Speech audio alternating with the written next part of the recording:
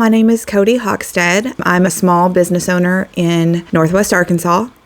I've decided to come on and do a podcast/YouTube channel to discuss some of the hardships in business, because when my husband and I started our endeavor in business ownership, we had no idea what we were doing, and we had to figure it out very quickly. It was a very sink or swim situation. So that being said, I've talked to other business owners in my town that are trying to get started and just have no idea what they're doing or where to start. So I thought I would share some of the lessons that I learned very early on and try to help other women avoid some of the things that I learned. Some of them were costly. Some of them took a toll on my mental health. So I just wanted to come on and kind of share my purpose in this first episode and talk about some things that you can do to avoid hardship and heartache in business, especially being a female business owner. So my purpose for today is to talk about personalities in business.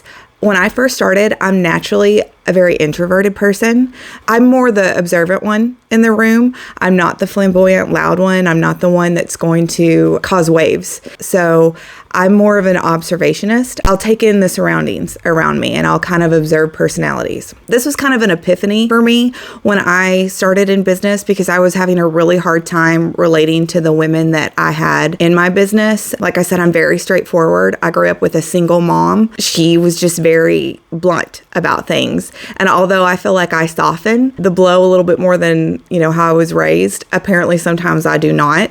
So it is just nice to know how to relate to people, because sometimes what I have to say, that they take it as more of a negative criticism when I don't mean it that way at all. I'm a problem solver. So this is what's wrong and this is what we need to do to fix it. I'm a very A and B type person. So that being said, when I first started in business, I run a mostly female-driven business. And so right now, all of my 15 teammates in our business are females. And that can be very hard just because the male-female dynamic is very different. So one of the first things I did was I had all of my teammates take a personality test, because for me, I wasn't in tune so much with everyone's personality. I have more of a blunt personality.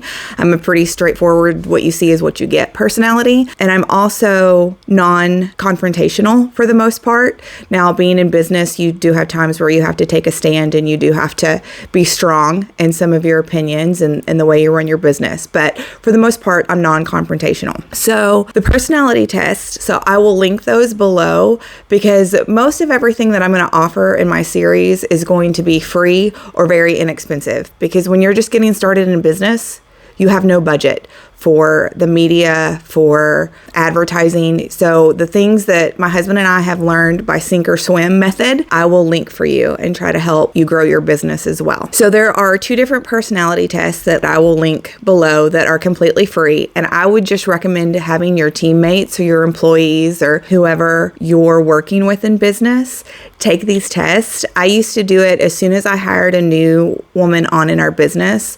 Like within the first couple of days that she started, I had her log on to my desktop in my office and take this real quick personality test. It's 30 questions. It takes no time. And then at the end, you're given a little synopsis of what their personality type is and how they respond. Because when you're in business and you're the boss and you have to have hard conversations with people, it's very imperative that you understand their personality type, that you understand how to relate to them. Otherwise, they can miscommunicate the message and they will start to shut down, and they don't want to work for you. They don't want to improve.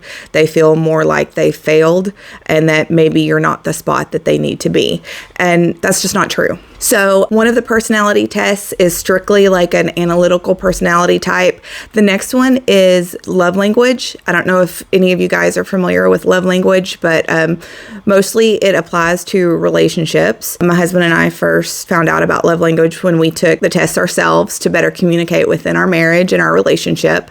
But I have found a link that actually applies it to business. So I am going to go ahead and link that for you as well. This is probably the most important one, because it tells you how you can relate and get positive responses out of your team. Whether you have a teammate that's more of a gifts or words of affirmation. So you really learn how to relate to them and to give them positive feedback and even give them uplifting criticism when improvement's needed on the job. So I will link those for you. I hope this helps. So if you have any questions or you have anything else that you would like me to elaborate on, I can give more information about the type of business that we own, how long we've been in business, things like that. My husband and I are partnership. I'm more the customer service and the day-to-day.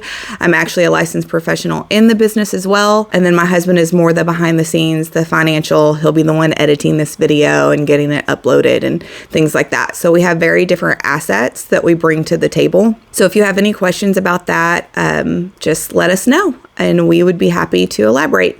Thank you. Have a good day.